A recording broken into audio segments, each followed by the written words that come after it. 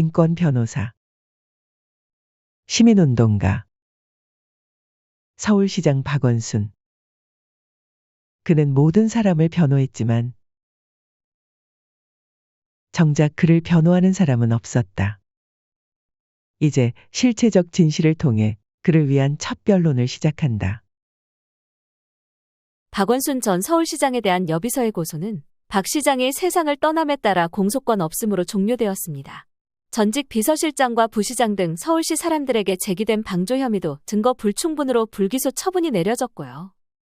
하지만 많은 사람들이 이 사건에 대한 사법적인 판결이나 밝혀진 증거 등이 있었다고 여깁니다. 그러한 시각에 가장 큰 영향을 끼친 것이 바로 국가인권위원회의 직권조사 결과일 것입니다. 그러나 저희가 앞서 몇 차례 영상을 통해 반박했던 것처럼 이 조사는 결코 완벽하지도 않고 쉽게 믿을 수도 없습니다. 오히려 역으로 문제 제기할 것이 한두 개가 아닙니다. 국가인권위원회가 성희롱으로 인정했던 네일아트한 손을 만졌다는 건이 현직 기자의 증언으로 반박되었다는 걸 우리가 팩트체크를 통해 다룬 적 있죠. 손을 만진 것이 성희롱이라고 판단하기 위해서는 어느 시점에 그 일이 일어난 건지, 그 상황을 목격한 사람이 있는지 면밀하게 조사했어야 합니다. 그러나 인권위원회의 조사가 끝난 이후에 성희롱이 아니었다고 반박하는 증인이 나타났습니다. 세부적이고 면밀한 조사가 이루어지지 않았다는 뜻일 수도 있겠지요. 몰랐다면 나중에 반박 증언이 알려졌을 때 국가인권위원회가 바로잡아야 하는 거 아닌가요? 결정에 문제가 있다는 것이 이렇게 드러났음에도 인권위의 성희롱 판단은 법적으로 완벽한 결론인 것처럼 받아들여지는 것이 현실입니다. 성범죄의 경우 피해자의 일관된 진술이 중요한 판단 근거로 작용하지 않습니까? 그런데 이 경우에는 고소인의 진술이 일관성을 잃어버리는 것 아닌가요? 심지어 일관되지 않은 수준이 아니라 실제로는 전혀 다른 식으로 주장하며 사실을 왜곡하는 것 같은데요.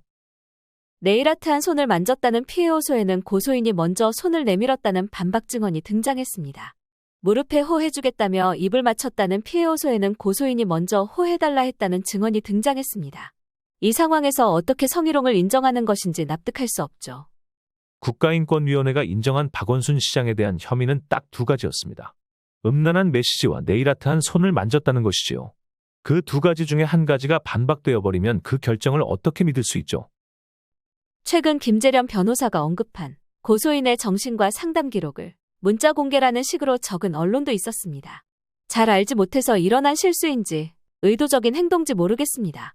언론이 이 사안에 대해 정확하게 이해하고 보도하는지도 의문입니다. 언론에서 언급된 표현들은 고소인이 2020년 5월 11일 김재련 변호사를 만나 상담한 이후 박원순 시장에 대한 고소를 결심한 후에 작성된 내용입니다. 2020년 5월 15일과 20일에 작성된 것이죠. 따라서 국가인권위원회조차도 이 진술은 사실 여부를 확인하기 어렵다는 결론을 내렸습니다. 박원순 시장이 성관계 방법을 알려주겠다고 말했다는 주장 역시 인정되지 않았지요. 하지만 사람들은 그 대화들이 실제로 오간 것으로 인식하고 있고 말이죠. 국가인권위 직권조사에 의문이 제기되는 이유 중 하나는 도대체 무엇을 근거로 이 사건을 성희롱으로 판단한 것인지 모호하다는 것입니다. 44페이지에 달하는 인권위 결정문 중에 절반 이상이 박원순 시장이 아닌 방조 혐의나 4월 사건, 서울시의 조치 등에 대한 내용이었던 것으로 기억합니다. 심지어 그 결정문에서는 서울시 직원들이 성희롱을 묵인 방조했다고 볼 만한 객관적 증거를 확인하기 어렵다고 인정하면서도 서울시 직원들의 낮은 성인지 감수성을 질책하고 있습니다. 도대체 그게 뭔가요? 증거가 없는데 왜 문제를 삼는 거죠? 답정너인가요?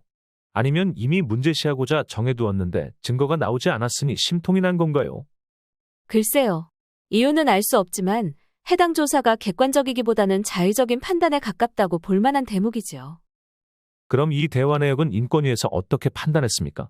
고소인이 박원순 시장에게 사랑해요라고 적었다는 포렌식 복구 결과인데요.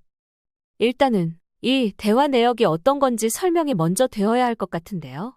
이 포렌식 복구 내역은 국가인권위원회가 법원에 제출한 자료입니다. 다시 봐도 일방적인 성희롱으로 보기는 어려운 대화인데요. 국가인권위는 오히려 고소인에게 불리할 수도 있는 이 대화 내역을 행정법원에 제출했습니다. 대화 내용이 공개되었을 때 사람들의 반응을 떠올려 보십시오. 많은 사람들이 의문을 갖게 되지 않았습니까? 내가 아빠 같다. 빨리 시집 가야지라는 박원순 시장의 메시지가 어떻게 성희롱이라 해석되었는지 의아해하는 사람도 많았죠.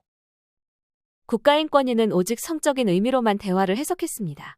그러나 한번 잘 읽어보고 일반적인 시각에서 생각해 보십시오. 답을 정해놓고 판단하는 게 아니라면 성희롱의 근거라고 보기 어려운 대화입니다. 팩트체크를 진행하면 할수록 도대체 이 사건이 어떻게 이 지경으로 흘러왔는지 이해하기 어렵습니다.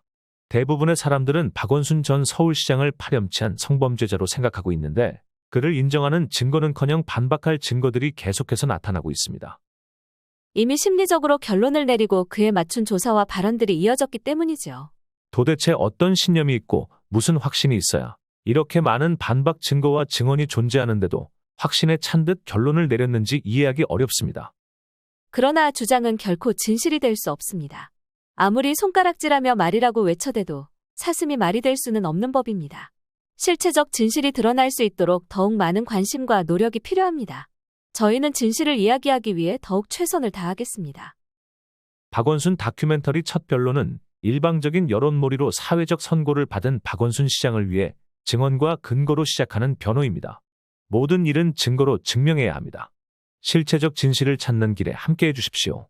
감사합니다.